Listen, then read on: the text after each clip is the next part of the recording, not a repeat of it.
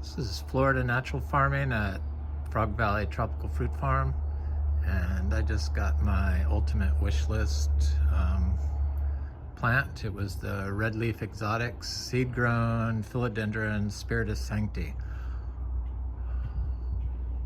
and I've been wanting one for a while, and I was told that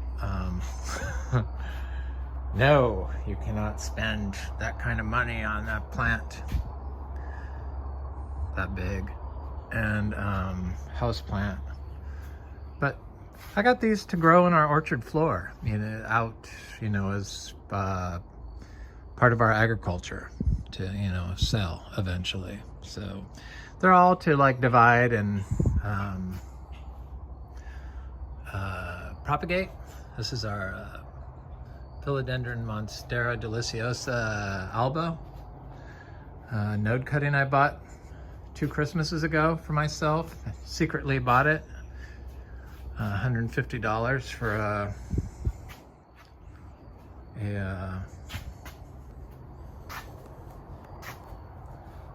piece that big. Had a little bit of irrigation on it. Took forever to start growing leaves, and I planted it outside in the yard. Never watered it, just left it out there. It grew, and then I noticed the rabbits were eating some Monstera Adansonii I had, so I thought, no, I'm gonna bring it inside. So I got this Philodendron Spiritus Sancti seed-grown plant from Redleaf Exotics, and if you've watched his videos on YouTube, the parent plant is stunning, and I was just so amazed that he pollinated those and basically brought these into the market. So I got one, and the leaves, when they get big, they are shaped like this. This is the Anthurium longissimilobium, something like that.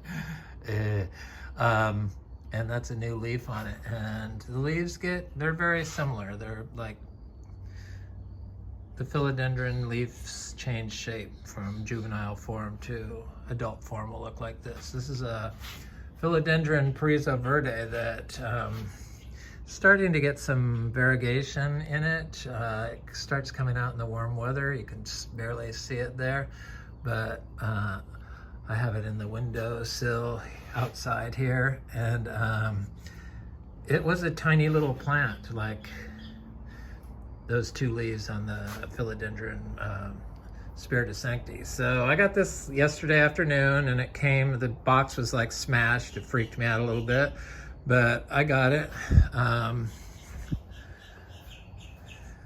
It came in this box and had this big, like somebody hit it with a bat almost across the top of it, but it was packed flat, so it really didn't hurt it. And I was waiting to see if I would see water coming out of the leaves, and yes, I do. So I'm happy about that, because I like to see that in my aroids. I'm obsessed with these aroids, and I can see that I'm going to have to up-pot them and expand my space for them. So this is a Philodendron Esmeraldance that has been like new leaf. It's gorgeous new leaf. Because these plants, the leaves get huge. So I mean, this is a Anthurium metallicum. It's an Anthurium Serenoi. This is a Anthurium recavum, new leaf. So can you imagine these growing up all the trees outside here naturally? Because we're organic certified farm, so everything we're biodynamic certified. A lot of people are not really familiar with biodynamic, but I believe in it. It works. required me to make compost and grow my plants in it. My potted plants are all grown to organic standards in our biodynamic compost we make. It's not probably good for the house because it's got termites and ants and cockroaches and centipedes and spiders and worms and you name it. Hopefully it's in there. But everything grows in it. And you can see that the Anthuriums and Philodendrons, this is a new leaf on Anthurium waterburyanum, thrive in organic compost. Thrive in it. This is a new leaf on the Anthurium penduralaminum, and the leaves on this are very interesting.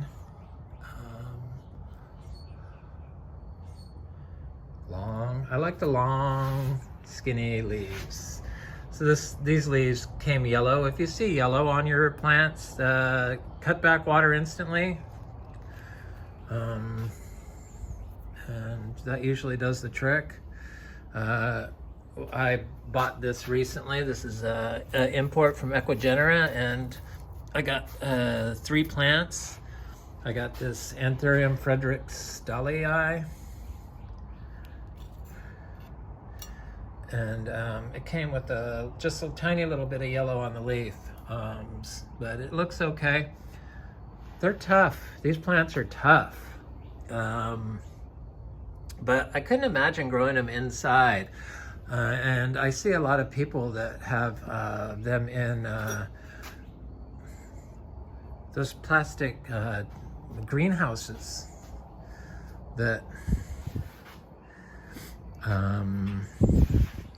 are made from like bad plastics, and the vapors from those are like, I don't know, I would check to make sure what they're made out of if it was me before I put it in my house, because all pollutants and organic VOCs wind up in the air or in water. So if you're introducing vinyl chloride made plastic tent into your house, it's probably excreting vapors that have the potential to cause disease, cancer or something, or not. Depends on how healthy you are, how much you breathe probably. But I don't know, everyone does it. People don't pay attention to that, and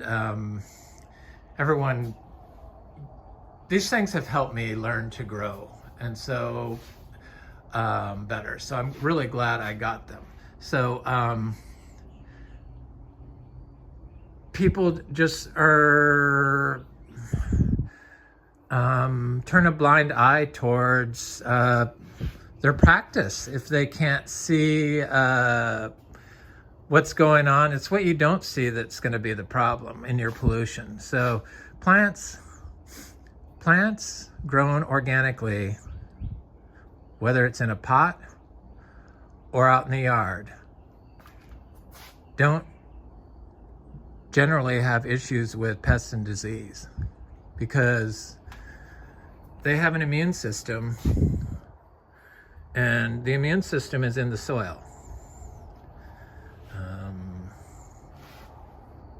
It all comes down to that. And if you're putting pollutants like chemicals and stuff in your own body, it's going to make you sick. The same goes with the plant. And the only way to keep the plant totally healthy is to have the perfect environment. So indoors, set temperature, set humidity, because the plants that don't have the immune system that they get from the soil are not able to signal to their environment for help. So you have to keep them in, and eventually they will get sick and die. That's just how pollutants work. So this is a Philodendron laminum. I love this. This is like the shape of the leaf of the Philodendron Spiritus Sancti. I was hoping I would have got one of his unicorns, Eric's unicorn, from Redleaf Exotic, but there was no such luck. But I'm very happy with what I got. No problem. I was just referring to Redleaf Exotic's YouTube channel because he got variegated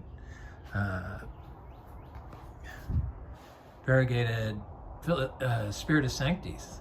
So, but he was giving some away for people that bought them.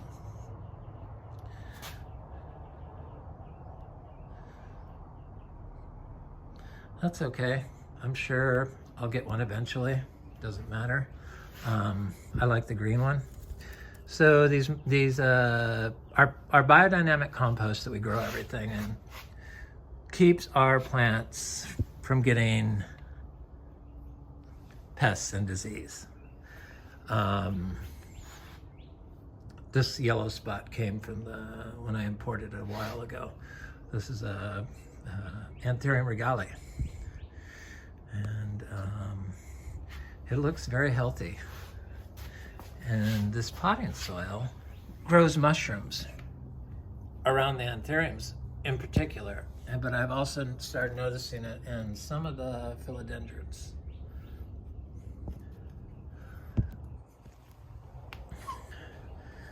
So people would probably, some people would probably not know, this is a mushroom, what if that was good, and they'd probably get a little freaked out by it, perhaps. But I know that philodendrons and fungi are loaded with calcium oxalate. And I know that fungi harvest calcium carbonate, calcium from the rock, calcareous rock we have here in Florida, and can transfer calcium oxalate via their fungal hyphae.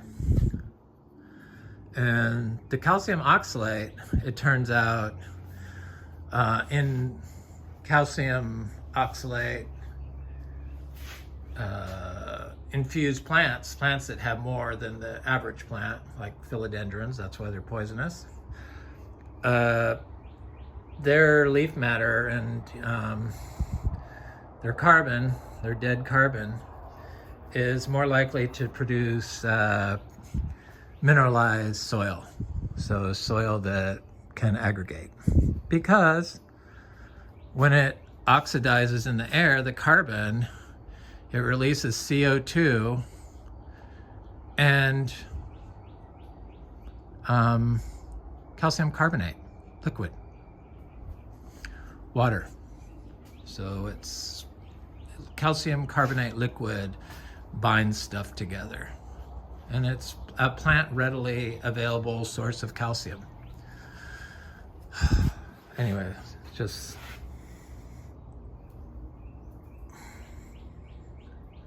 and the calcium oxalate in plant leaves enables plants like mangoes to stop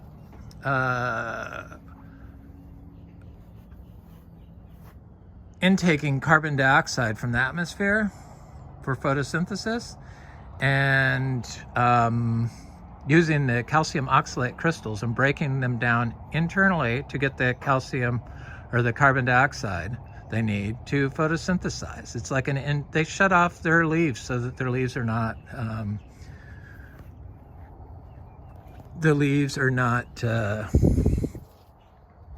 taking in expiring moisture through the practice of taking in the carbon dioxide. So they closed their, what is it, the stomatas? I don't know, something like that. Just so fascinating. Dan, is this what you're talking about from Dan's Permaculture Fruit Forest, Food Forest? Yeah, I think that's funny. The croton, that's a croton. I get them in little tiny pots, those little pots, and they used to have like 3 cuttings in there. They're very cheap, and I just rip them apart. But you can buy them. They started having less and less cuttings in the pot. So last time I got one, there was only 2 in there. So I imagine eventually there'll just be 1. Tightening the reins. Everything costs money, I guess. So I'm gonna plant these, all this stuff out here, all the aroids. I'm gonna convert our pool into a greenhouse and put gravel in the bottom. And so I have a sunken area where I could grow my plants, because I haven't used this pool in, I don't know, years. So it's all aluminum. I'm gonna do the work myself, put carbon panels on the roof and the sides,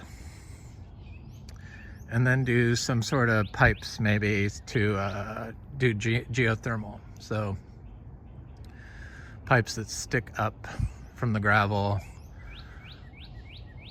that are connected to the pipes that run in the gravel at the bottom of the pool, and then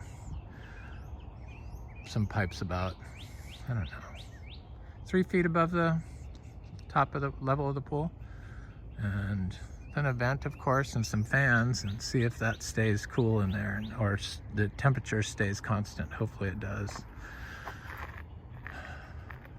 because I'm gonna have to make room for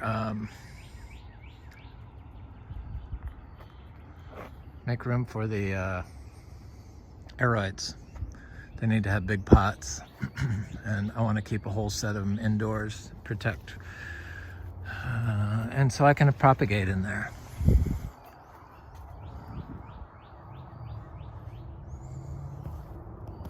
So all these waxy leaf plants, they're like the ones that are full of the calcium oxalate. Stuff like this Brugmansia with the like very light leaves that dry up quick, less calcium oxalate. It's all just kind of common sense.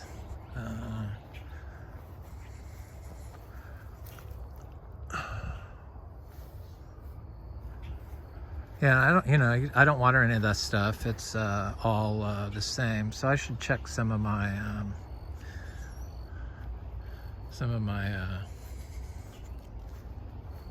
philodendrons, since that's what I've been talking about, that I've planted out here, cuttings. This Monstera, I think that's Monstera Obliqua. That was the original leaf that came. It was a leaf cutting that a friend of mine gave me, that Scott Walker, that grows like aroids outside here in Vero Beach. He has big mature specimens of this, so growing up his trees, and he's got a food forest very close to me, so that was nice. Trade plants. I like to trade plants. That's what I like to do. I think this is the Monstera, or no, this is a Philodendron giganteum. You can't really tell that they're suffering from drought stress. In fact, this has a new leaf forming on it, I see. This is the dry season. There's the new leaf coming out. And those leaves don't have any brown on them. Looks good.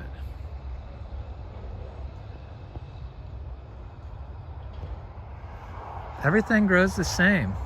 If you look at the soil, the plants can take care of themselves. That's what it comes down to.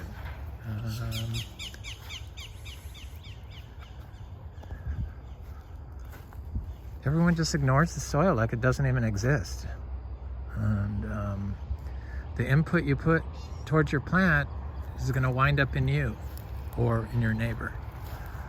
So if you're polluting away, you're not only polluting yourself, but you're polluting everyone around you with like your bug sprays and your fungicides. Fungicides kill fungi. We need the fungi here in Florida. They're very important.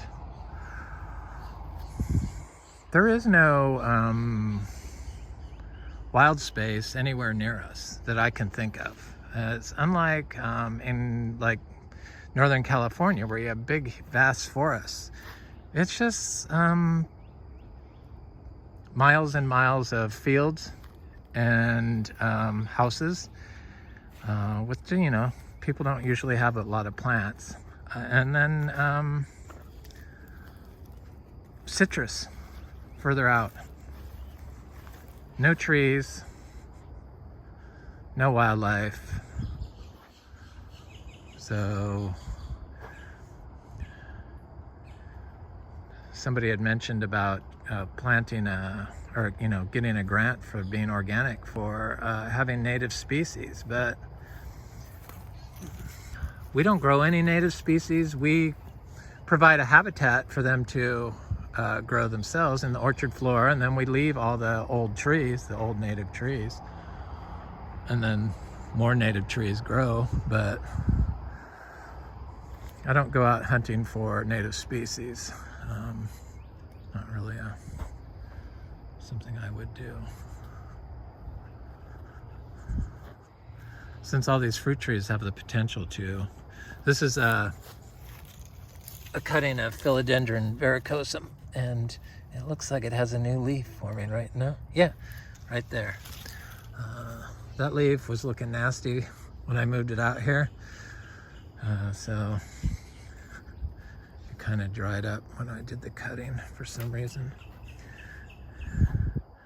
And then this is Philodendron subpinnata, or Monstera subpinnata. Okay, so this is around here somewhere. There it is. Looks like it's a new leaf is forming right there. See it? Right there. It's obviously not dying. No water. Hasn't rained here in a long time. You know, a couple weeks probably.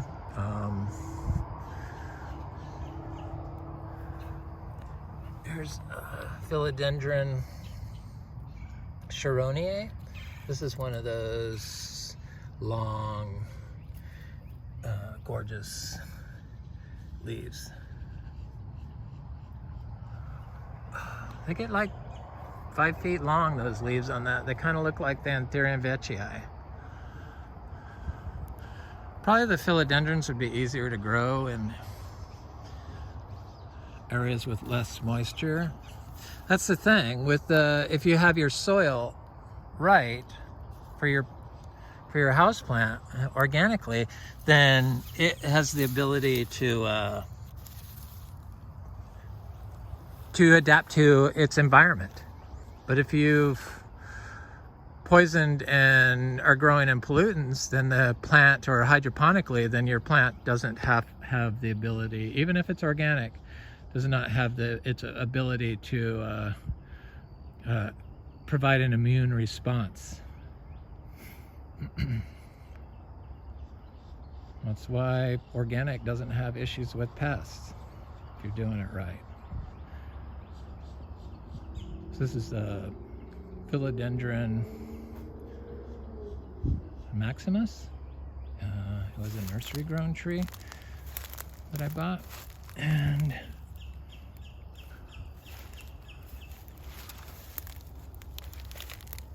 I probably wanted to be, had lots of fertilizer in it.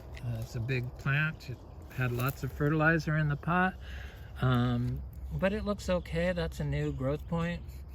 I had to remove all the fertilizer, just take it down to the roots, and then put it in compost and grow it for a couple weeks, and it just was so big I just wanted to get it out here, and it seems totally fine. This is Philodendron Esmeraldance.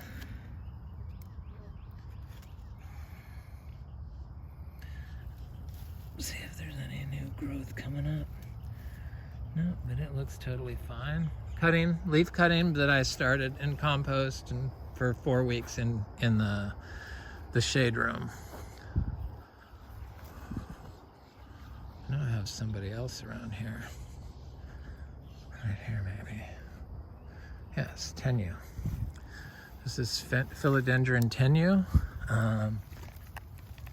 It looks good. It's another one of those long-leaved philodendrons. I'm trying to think what else. I have a philodendron or a Monstera Adansonii, I believe. Is that who it is? Just gonna go over my outdoor aroids. So all the growing stuff is all connected because it's all should be done the same way for maximum health for your plant and for your neighbor and for yourself. Nobody even pays attention to the soil. Doesn't even think about what is going into your air. And they grow great in organic compost, so sure it's filthy, but I don't know. Is it really worth taking that chance to? I'm not sure. This is one that my subscriber friend that lives around here gave to me in the winter, and I planted it right here, and I see it's got a new leaf on it. I'm not sure exactly who that is, but thank you, Scott Walker. It's looking good.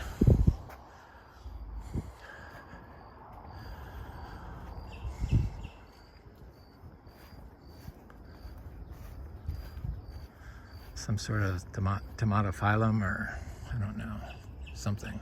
I'll figure it out when it gets bigger, hopefully. I thought there was something over here, but I cannot recall. But I can check my big Monstera that I've been growing outside over there. See it? It's got fruit on it. It should be about right. You know, none of this stuff gets watered. Totally unnecessary if you look at the soil. Had to do some tropical fruit. Those are so pretty.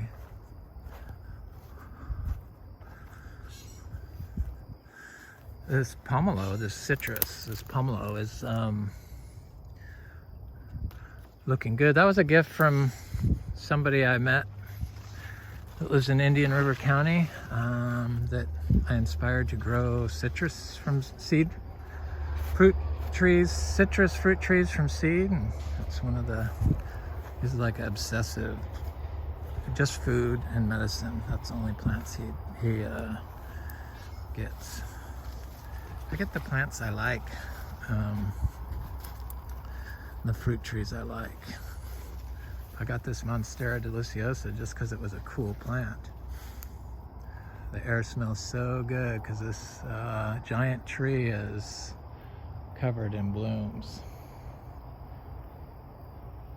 You can see them on the leaves of the Monstera.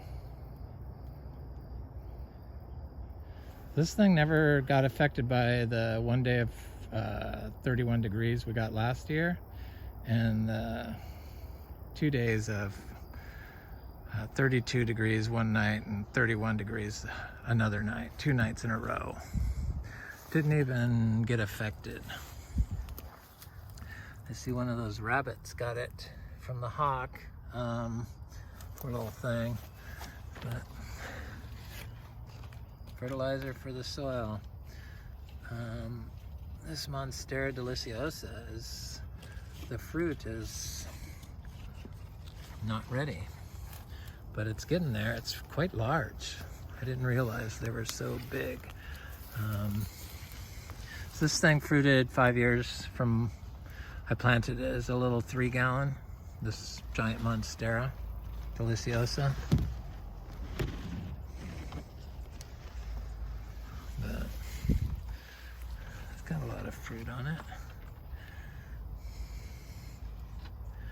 I'm so looking forward to trying this. And it's just a huge monster of a plant. I can't, it's bigger than my wrist for sure. Now, I've done cuttings of this. And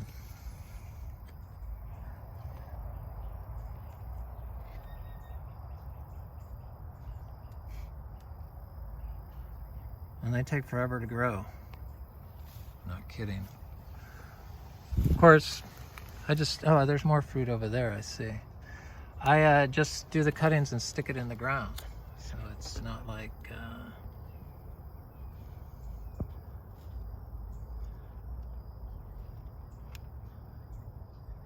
there's fruit down there too. We got lots of fruit. You just have to wait for all these little things to fall off. After they start falling off. Wait for them all to fall off and then eat the fruit. I'm not going to sit and nibble on the edges of the fruit until it can be enjoyed in all its glory, all of it. A beautiful plant. So I have this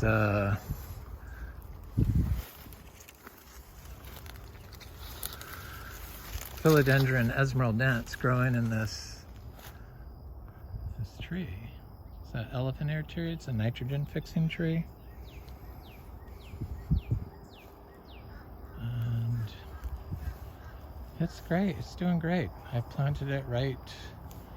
There was a bunch of debris there. And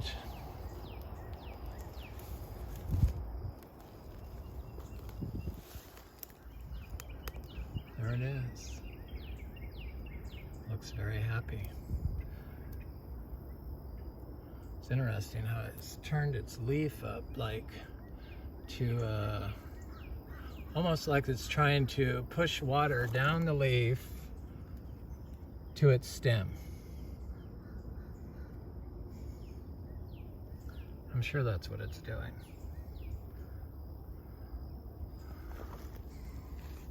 Probably while internally breaking down, shutting off its breathing and breaking down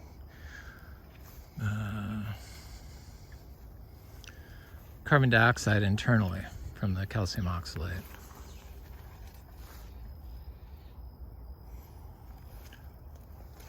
Just fascinating, the stuff that is being discovered on a daily basis. It's just, there's so much. It's too much. It's too much for me to even try to keep up. I just,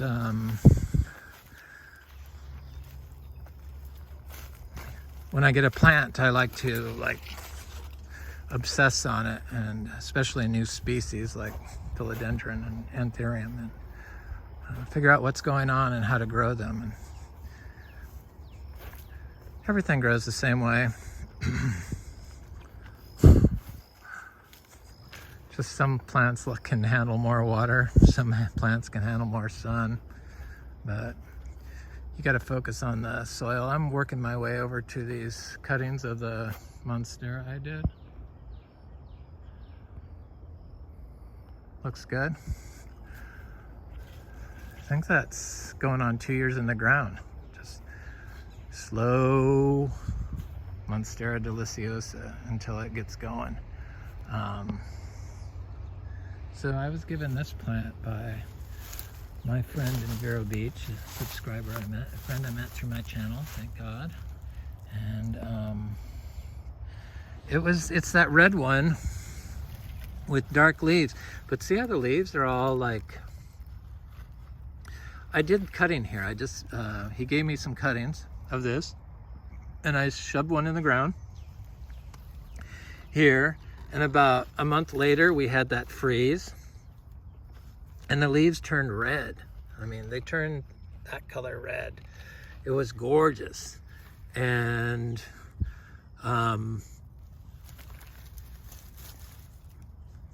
it's sending out a new growth here, so I know it's alive, and it's a really pretty plant. I'm not really sure what it is, but I like it. It grows up trees. He has it growing up his trees.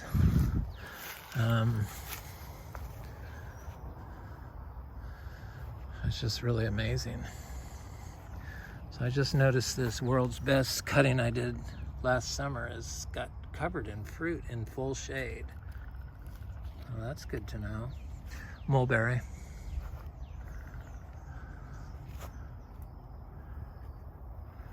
Anyway, this is Florida Natural Farming, Frog Valley Tropical Fruit Farm, and I'm Eric, and I hope you have an excellent day.